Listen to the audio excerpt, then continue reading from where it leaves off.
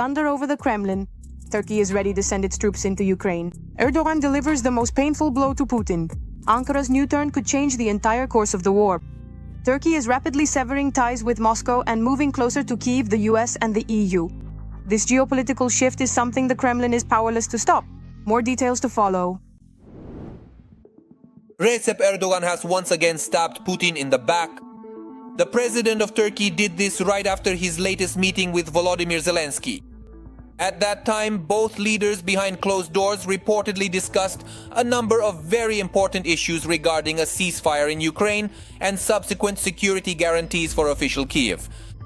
Both President Erdogan and his Ukrainian counterpart Volodymyr Zelensky stated that the talks were constructive and positive, although no real details about the negotiations themselves were provided. This sparked an even greater wave of rumors in political circles, as some reliable sources allegedly claimed that Erdogan was trying to persuade Zelensky to accept capitulation and agree to the Kremlin's proposal.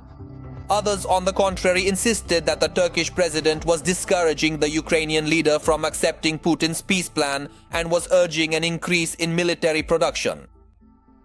They also discussed the growing defense cooperation, stating that the results of this collaboration will be seen in the future. And here is the result. The Turkish Ministry of Defense has officially announced its readiness to deploy troops in Ukraine. The troops are reportedly on high alert, and Ankara is ready to send a contingent as soon as tomorrow. Wherever there is a need for peace, security and stability, the Turkish armed forces are the first to come to mind. This is the clearest evidence of the capabilities, effectiveness, deterrent potential and authority of the Turkish Air Force. It seems that Erdogan has made his choice. He deserves credit for that. He has been extremely skillful all these years. He managed to sit on two chairs at once. He managed to help Ukraine while at the same time buying energy resources and weapons from Moscow and still being a member of NATO. In the first few years of this conflict, Erdogan stated that he was essentially the only person who had good relations both with Moscow and with Ukraine, was a NATO member, and also had close ties with Washington. However, as time goes on, it becomes increasingly difficult and far less appealing for Erdogan to continue his friendship with the bloody Russian dictator. After the latest sanctions imposed on Russia, Ankara can no longer buy oil and gas in the previous volumes at discounted prices, which means that Turkey has no reason to coddle Putin and Russia anymore. It is worth noting that over the past few months, Turkey's relations with Moscow seem to have cooled somewhat. Erdogan still communicates with Putin, but not as often as before. There have been fewer personal meetings. And one of the factors contributing to this is that with Trump's election as president, Turkey has significantly improved its relations with Washington. And especially the personal ties between Erdogan and Trump have become very close. But for the Kremlin, the growing friendship between Trump and Erdogan threatens disaster. Without the Turkish president's blessing, Russia could lose a huge share of its grey imports and dual-use goods, among other things, which are actively brought in through Turkey. The process of restricting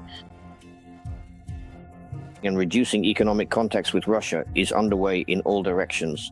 Turkey was the largest partner of the Russian Federation for a long time, not only in the energy sector, but also with a simply colossal amount of economic interaction. But Turkey will also be cutting back. As for aid to Ukraine, it seems that Ankara is giving its companies the green light here. After the loud statements from the Turkish Ministry of Defense about sending its contingent to our country, a number of Turkish companies simultaneously announced the establishment of joint military production.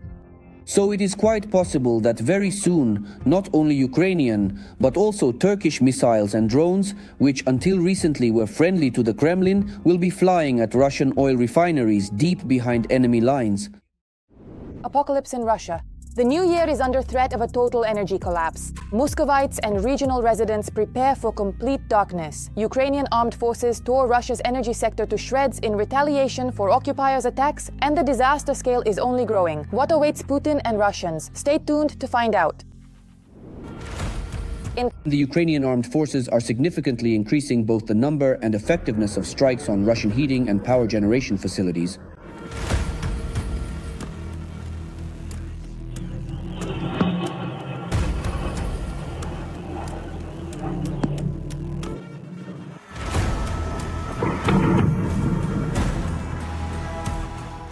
The actions of the Ukrainian defense forces are a response to the ongoing attacks on Ukraine's civilian and critical infrastructure. In order to somehow bring this war to a stalemate, to shift it, we need to learn not only to repel enemy attacks on the front line, but also to suppress their logistics and their air force. That's why it became necessary, and I'm not even mentioning the need to strike at enterprises of Russia's military-industrial complex and its energy system. By trying to leave Ukrainians without power, the Russian dictator is condemning millions of Russians to a dark and cold winter. If, for example, a blackout is threatened in the capital of Ukraine, the Kremlin must realize that a blackout will also come to the Russian capital.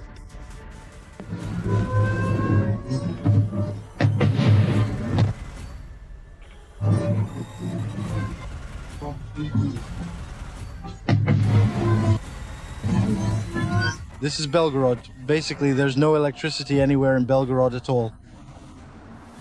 Since the beginning of November, Ukraine has carried out dozens of strikes on Russian electrical substations.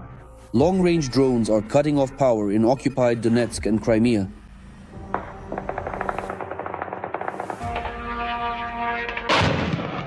Basically, charge your phones.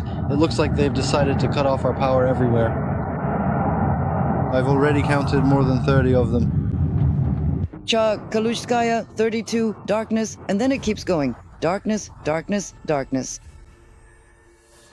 And cruise missiles and jet-powered drones are introducing millions of residents in the European part of Russia, including Moscow and the Moscow region, to the delights of blackouts.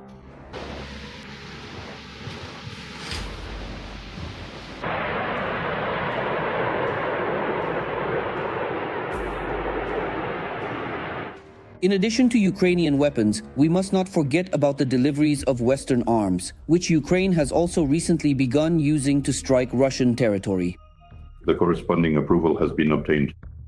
Therefore, we can say that the territories of the Rostov, Kursk, Belgorod, and Bryansk regions are within the strike zone. Of Western strike systems, I want to emphasize again ATACMS, Scalp, Storm Shadow.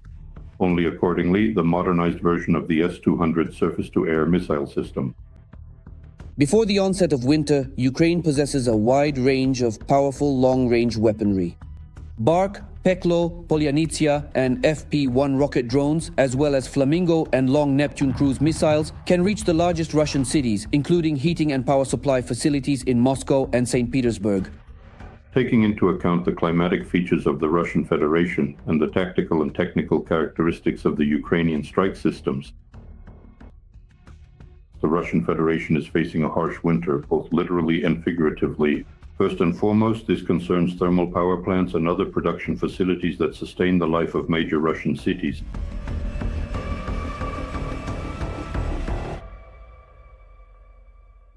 Shock. Russians are already being prepared for a new catastrophe. Experts are warning that the effects of the latest government decisions are just around the corner, and in the next 20 years, pensioners will face a real upheaval. What does this mean for every Russian, and what is the Kremlin condemning people to once again? Watch. In Russia, pensions are being discussed again, this time without trying to pretend that everything is under control. Economists from the Russian Academy of Sciences are saying outright that in 20 years the country will need a new pension reform. Not because someone wants it, but because otherwise the system simply won't survive. There will be no easy life for you, and we will be asking much more strictly. There will be fewer able-bodied people and more pensioners. This means one thing: the current model will not be able to provide for those who retire in the 2040s. And even now, those who live on a pension today are already feeling it. If it weren't for my children, I would have literally starved to death. I'm just being honest. They won't let you do anything. If anyone tries to speak up, they'll be quickly silenced.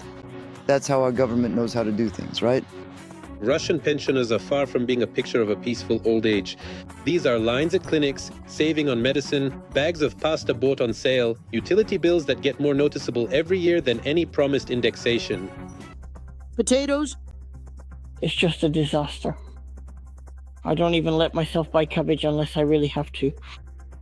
And potatoes now, that's a real problem. Chicken, damn, that's just a whole other story. Chicken is already expensive, and don't even get me started on turkey. And fish, it's like $500 and up. I'm outraged about potatoes. Why are potatoes so expensive?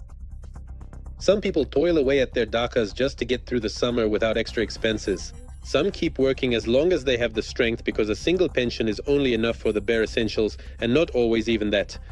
In big cities it's still bearable, but in the regions it's almost impossible. To them, we're just plain cattle, nothing more. As long as they're alive, that's all that matters. The main thing is that they have enough. And the people? What about the people? The people will survive even worse than this. They deserve our deepest respect. We have a lot of us. How to put it, low-income people, including myself. My pension is 14,000. I'm not the only one. There are a lot of people like me. Well, the situation is quite difficult. I want to work. Let's hope for Putin as well, that he keeps his promise to raise pensions for retirees. Now, specialists say that if nothing changes, things will only get worse. Currently, the balance is maintained by budget injections and subsidies that cover the deficit of the pension fund. But as the population ages, this deficit will only continue to grow. Moreover, starting January 1st, 2026, the value-added tax VAT in Russia will be increased.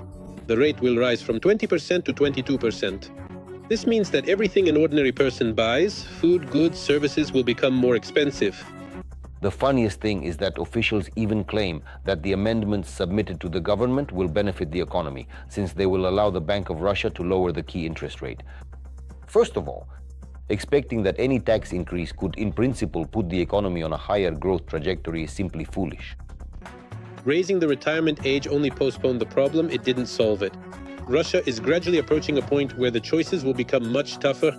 Either reduce spending, raise the retirement age again, or change the very principle of how pensions are calculated. Each option will be even less appealing to some than the others. The irony is that the poverty of today's Russian pensioners is not an exception to the system, but its most honest reflection. Those who are young now may receive even more meager payments in the future. Life will not get easier on its own. The forecasts do not promise gradual improvement. They predict increased pressure, a shrinking workforce, and a growing proportion of elderly people. And this is a direct path to the social system becoming much more strained. That's all for now. And for more breaking news from the front, tune in to our next episode.